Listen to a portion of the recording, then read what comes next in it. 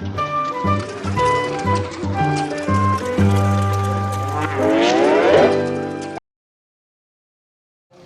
n'a pas un micro-ondes chez lui à la maison? Tout le monde a un micro-ondes. Mais qui a été formé pour utiliser un micro-ondes? Personne. Donc, le génie de la technologie fait de telle sorte qu'on prépare une technologie qui est à la portée même de ceux qui ne savent ni lire ni écrire. Alors, je vais essayer de vous raconter une petite histoire que je suis en train de vivre avec beaucoup d'amour. C'est mon histoire avec le cactus et comment on est en train de faire des transferts technologiques via les transformations au niveau au Cameroun. Quand les Espagnols ont commencé à occuper le nord du Maghreb, ils ont ramené avec eux le cactus. Je ne vais pas vous dire pour quelles raisons, mais c'était essentiellement pour des raisons guerrières. Et après, nous avons adopté ce cactus d'une manière extraordinaire parce que les premiers écrits qui datent de 1845, qui ont été écrits par Louis Moll, pour que vous sachiez, c'est le père de l'agriculture moderne algérienne. Il a écrit quelque chose de très simple, il a dit en 1845 que c'était la culture la plus développée sur le territoire national. Et pour quelle raison nous l'avons développée? Parce que tout simplement, le cactus étant le chantre ou le champion des cultures intercalaires. Ça veut dire en plus clair, Matzot par exemple, et ben c'est très simple, fais-le en intercalaire avec le cactus, vous allez multiplier entre 5 fois, 10 fois les rendements. Et ça, c'était un savoir que nos arrière-grands-parents ont acquis. De très près, je vais vous montrer après une petite photo sur toutes les possibilités de ce qu'on peut produire via le cactus. Et toutes les possibilités d'intégrer des opérations unitaires. Vous savez, les opérations unitaires, c'est une petite opération qui permet d'obtenir un produit final. À titre d'exemple, c'est un produit final. D'accord? De la graine, comment dire, je vais l'apprécier, c'est un produit final. Mais pouvoir obtenir des produits de qualité, ça c'est une autre paire de manches. Et c'est de ça que je voulais, voilà, donc on avance parce que, pour que vous sachiez, le premier, alors là c'est un petit peu de l'histoire, mais ça je l'ai raconté, voilà. Ce que je voulais vous montrer, le premier livre sur le cactus a été écrit par Léon de Rosny, qui est un botaniste qui est rentré dans les valises du colonial. Il était très étonné comment que le cactus était développé dans l'Algérie de 1830, mieux que toutes les côtes méditerranéennes. Et on va voir quelques mots, Ba'd al-Muqtatafat. Et ce bonhomme, donc Louis Moll, qui est un ingénieur, un professeur donc en agriculture, il a écrit les plus belles pages de l'agriculture. D'ailleurs, c'est lui qui a permis la massification de l'agriculture et surtout la colonisation de masse. Allez-y, certainement vous connaissez cet auteur, c'est le plus connu des auteurs qui a fait un inventaire extraordinaire. Celui qui voulait connaître l'Algérie d'avant 1830, il a qu'à lire Le Tourneau et Anoto, ils ont fait un inventaire extraordinaire. Par contre, comment dire, Fourreau, il a fait de très belles choses parce qu'il nous a un petit peu laissé un patrimoine, c'est-à-dire comment qu'on appelait les plantes en ces temps-là, soit le nom arabe, le nom kabyle ou autre. Allez-y, pour les plantes. Hein. Alors, je reviens sur Louis Moll, voilà qu'est-ce qu'il a écrit. Cette plante que nous nommons figuier de Barbarie est peut-être dans l'état actuel des choses la plus précieuse ou une des plus précieuses productions du territoire algérien. Il faut voir après comment il a cité à l'intérieur toutes les possibilités de transformation. Allez-y. Maintenant, on va rentrer sur ce que nous savons faire. Ça, je l'ai déjà raconté en introduction. Allez-y. Alors, celui qui veut s'investir sur le cactus, qu'est-ce qu'il lui faut? 3 fois rien. Regardons en bas. Le cactus ne demande pas d'engrais. Matière organique, 0. Pas d'investissement sur la matière organique. Le cactus demande beaucoup d'ensoleillement. Nous sommes le pays du soleil, par excellence. Donc celui qui veut planter le cactus, il est dans le pays qu'il faut. D'ailleurs, je n'invente rien, je vous l'ai dit, ça a été sans que nous étions déjà les champions des plantations de cactus. Regardez, la chose la plus importante maintenant, c'est les changements climatiques. Eh bien, le cactus pousse avec une pluviométrie minimale de 100 mm. C'est-à-dire, si vous voulez faire un investissement soit Sahara, soit flash steppe, soit au nord, vous avez la plante qu'il faut. Alors, on va regarder partie par partie, parce que c'est ça qui est important, celui qui veut s'investir. Regardez, la raquette, la dolphin, ça dépend comment on l'appelle, elle peut prendre jusqu'à 8 à 25 fruits, donc ça c'est la production fruits, Jusqu'à, pour que vous sachiez, cette année, l'Algérie, elle a exporté presque $1 million en fruits de cactus. Jusqu'à, pour j'ajoute comme ça, et aussi $1 million en escargot. Donc vous voyez, les opportunités sont immenses. Là, vous vous rappelez de cette terminologie, atabar, vous connaissez ce que c'est? On prenait des raquettes de cactus, un morceau de métal, c'était le silk, une rarassesse food, et on le plantait à l'intérieur. Et quand on ratait ça, eh ben on le mangeait. Vous vous rappelez du goût de la raquette? C'était acide. Et bien tout simplement, il ne faut pas le manger quand il a plus de 3 mois. La raquette de moins de 3 mois est utilisée comme étant un légume. Donc une opportunité de marché aussi. Et regardez, à l'intérieur de ce mucilage, il y a tout simplement un corps pectinique. En grosso modo, c'est quoi? C'est comme des farines. Et ça a une importance majeure parce que l'Algérie importe presque $15 millions en corps pectinique qu'elle peut retrouver tout simplement dans son cactus. Le tourteau, alors là, ça peut être utilisé dans l'alimentation animale, dans les farines qu'on utilise, par exemple, dans les pâtes. Donc c'est un travail que nous sommes en train de mener actuellement avec le groupe SIM. Alors, vous voyez là, la petite molécule là, on dirait que c'est quelque chose de très barbare, mais ça s'appelle la bétadine. Ça donne une force au cactus, surtout pendant l'été. Vous allez me dire pourquoi c'est une technique, une technique de cactus. Parce que tout simplement, quand il fait chaud, et quand on le met dans notre bouche, quand on ouvre, on a la sensation de fraîcheur. Pourquoi cette sensation de fraîcheur?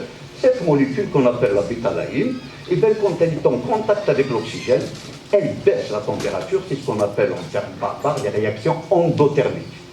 Et donc, c'est pour ça qu'on apprécie le cactus, on extrait cette bétadine qui est un très très puissant antioxydant, donc conservateur. Regardez maintenant tout ce qu'on peut faire avec le cactus. Ah, ça a des opportunités immenses. La pulpe. On peut faire de la confiture, de la gelée, du jus, extraction de colorant qu'on a dit tout à l'heure, qui est la bétadine. Dans la graine, en moyenne, ça dépend. Parce que là, jusqu'à maintenant, la recherche algérienne a démontré qu'on a à peu près 8 variétés de cactus. Mais sincèrement, on en a plus d'une centaine. La recherche n'a trouvé qu'à peu près 8, donc, mais on en a plus d'une centaine. Hein. Alors, pourquoi on les choisit? Quelle est la différence qu'il y a entre eux? Eh bien, il y a des fruits qui sont très riches en graines et des fruits qui sont très riches en pulpe. Maintenant, si vous voulez faire de la confiture, il faut aller ramener la variété riche en pulpe. Celui qui le sert sur ça, ben, il prend à peu près 1 tonne de fruits. Sur la tonne de fruits, il extrait à peu près une trentaine de kilos de graines. Et avec une trentaine de kilos de graines, il va produire seulement 1 litre d'huile. Et 1 litre d'huile, juste pour que vous sachiez, quand il est certifié, ça coûte 1 200 € le litre. Ça mérite vraiment d'aller extraire cette huile-là. Et qui a une valeur ajoutée dans le monde des cosmétiques qui est extraordinaire. Ça aussi, c'est un grand marché.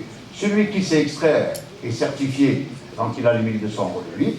Et s'il n'a pas envie de faire ça, il peut passer au marché qui est très très simple, c'est le marché de la cosmétique, surtout pour produire des savons à base d'huile de graines de cactus. Et produire le savon, c'est une opération qui est très simple, qu'on peut facilement transférer à la femme rurale, qui est la réaction de saponification. Donc, évidemment, si on a 32 kg de graines, on produit 1 litre, forcément, on a beaucoup de déchets. Nous allons voir tout à l'heure que le tourteau de graines peut servir surtout l'alimentation, que pour le poulet de chair, nous le savons tous, hein, le karasik en plus clair, il constitue. Et bien, il constitue, c'est à cause des motifs qu'il y a dans la graine. Évidemment, si on donne cette graine un certain pourcentage au poulet de chair, ben on arrête la dysenterie. Donc ça permet de faire des masses rapidement. C'est-à-dire le poulet de chair, au lieu de rester jusqu'à 45 jours pour l'abattage, on l'abat à peu près à 38 jours. Eh bien, ça c'est ce que je vous ai raconté. Il reste aussi des épluchures. Même les épluchures, ils ont des utilisations en termes pour l'alimentation. Et on va voir tout à l'heure, même pour l'extraction des molécules à pouvoir antioxydant. S'il vous plaît. Voilà, c'est le tableau du cactus. C'est un très beau tableau qui résume un petit peu toutes les activités. Regardez ce qu'on peut faire avec une fleur. Juste quelques informations. Vous savez, les régions du Nord, surtout Tarf, Skikda, Béjaïa et Tizi Ouzou, étaient les plus grandes régions apicoles algériennes. C'est là où on produisait plus de miel. Pas sur les 5 dernières années. Sur les 5 dernières années, les 2 régions qui produisent le plus de miel sont Tébessa et Sotaras. Pour quelle raison? Ces 2 régions, ils ont plus de 100 000 hectares de cactus plantés sur les 20 dernières années. Ce qui explique évidemment les grands rendements en apiculture. Regardez avec la fleur. Ça aussi, c'est une technologie qui est très simple. On peut aller dans les champs de cactus, prendre la fleur et tout simplement la sécher au soleil. Ça coûte 3500 à 4000 dinars le kilo, la fleur séchée. Donc ce sont des opérations qui sont très simples et qui sont à la portée de quiconque. Donc les fleurs, on peut les sécher, ça peut servir l'apiculture, la raquette peut servir le fourrage, ça peut servir aussi des produits confits. On les prend maintenant comme des légumes.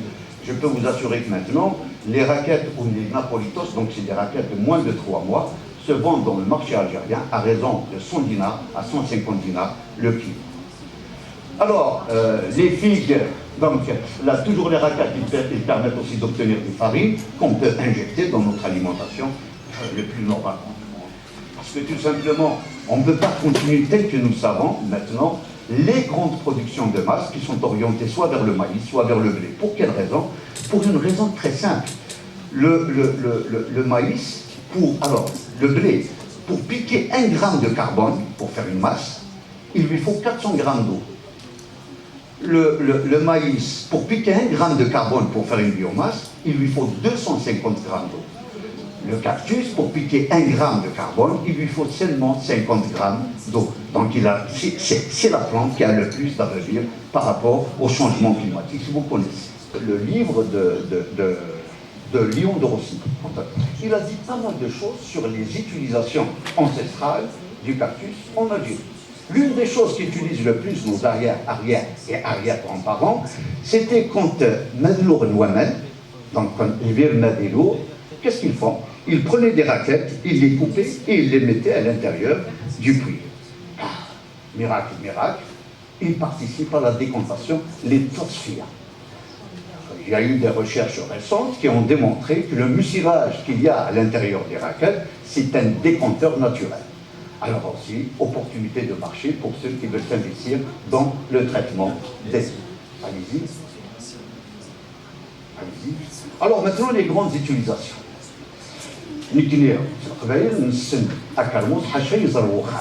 Donc on délimite Soukhan. Mais les utilisations qui étaient dans l'ancien temps étaient immenses. C'était beaucoup plus une plante anti-érosive. Donc, elle est anti-érosive, mais aussi elle peut servir, allez-y. Alors, elle permet des conditions hydrophiques. Taïli, c'est l'une des plus grandes caractéristiques au Carmos. Pourquoi? On peut la mettre en culture intercalaire avec les condamnés, tout l'axocaras, zik,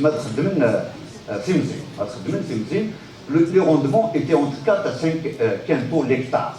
Actuellement, nos Carmos, ils sont à 25 quintaux l'hectare. Voici l'une des forces majeures nos zones au Carmos. Et les animaux, surtout du sud, le chameau, le dromadaire ne pourra pas le manger, ici le cactus avec ses épines. Et ça, c'est un avantage immense, parce que beaucoup de gens sont en train de se battre actuellement. Est-ce que le pied mâle du palmier dattier peut être une bonne plante fourragère? Oui, mais le palmier dattier est un grand consommateur. Ça c'est pour vous sachiez, mais vraiment un grand consommateur d'eau, c'est presque 15 000 mètres cubes par hectare. Alors qu'il y a 1000 mètres cubes, la différence elle est criarde. Sur le cactus, c'est un investissement qui peut prendre 3 ans, mais chaque année, vous pouvez récupérer une biomasse de 300 tonnes l'hectare. C'est quand même une biomasse importante. 300 tonnes sur la raquette et 30 tonnes sur le fruit. C'est-à-dire, si quelqu'un veut investir demain, s'investir sur le cactus, quand il plante en intensif, il peut récupérer 300 tonnes de raquettes par an et 30 tonnes de fruits par an. 30 tonnes de fruits, c'est 30 litres d'huile de graines de cactus. 30 litres, vous faites à une moyenne de 1000 euros, vous avez 30 000 euros seulement sur l'huile, n'en parlons pas de tous les dérivés que je viens juste de citer. Regardez, si on plante, au 2e mois, voici ce que vous allez voir. Au 3e mois, c'est vraiment la plante, pour moi en tout cas, j'en suis devenu amoureux. Regardez tout ce qu'elle peut faire. Allez-y, regardez, là, vraiment quelque chose de très beau. Allez-y, pour finir maintenant, ça c'est la technique pour aller produire l'un des problèmes qu'il y a en Algérie. On importe presque tous les concentrés de jus. avec évidemment la pulpe qui est un déchet de la fabrication de l'huile de graisse, vous pouvez produire de la pulpe avec un bon pourcentage en briques. Juste vous faites un petit clic, encore un clic, des briques qui peuvent arriver jusqu'à presque 24 degrés. Ce qui est quand même assez important sur les quantités qu'on sait produire actuellement en Algérie. Allez-y. Regardez là, c'est pour le poulet de chair. Quand on le fait nourrir avec le tourteau, qui est un déchet de la graine une fois qu'elle est pressée, ça passe de 45 jours à 38 jours avant l'abattage. Amphibie, ça, on peut le planter un petit peu partout, surtout sur les infrastructures autoroutières et les infrastructures ferroviaires, pour pouvoir les maintenir parce que c'est une plante anti-érosive, mais surtout pour nos forêts. Ça peut fournir une bonne opportunité pour nos amis des forêts, surtout pour les coupe-feux ou ce qu'on appelle les pare-feux. Allez-y. Non, alors ça, c'est les savons qu'on sait produire, nous l'avons fait, nous l'avons réalisé avec la femme de phase, donc elle ramène de l'huile et on leur apprend à faire des saponifications moulées pour pouvoir donc obtenir des savons quand même de qualité et de luxe. Et pour terminer, le cactus aussi, c'est quelque chose d'identitaire et culturel. Regardez ce que font nos amis sur les raquettes. Je vous remercie de m'avoir écouté.